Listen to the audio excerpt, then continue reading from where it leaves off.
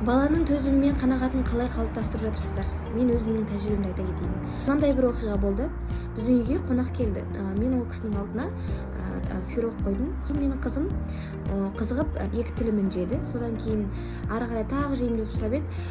Келген қонағым, ойбай мынаны дереу тығып тастаңыз, ары қарай алып кете салыңыз, ештеңе етпейді деп сөйтіп жатады. Мен олай істемеймін. Пирог сол тұрған жерінде тұрады. Мен айтамын, балам, екі тал жедің, болды. Одан артық жеуге болмайды.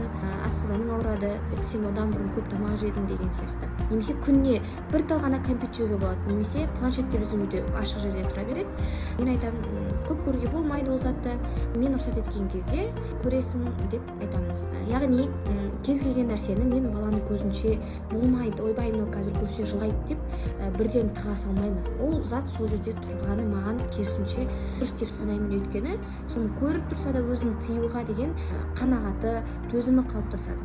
Мысалы, ұры ешбір затты көрмей тұрса, ұрлай алмайды, ештеңе жоқ болғандықтан.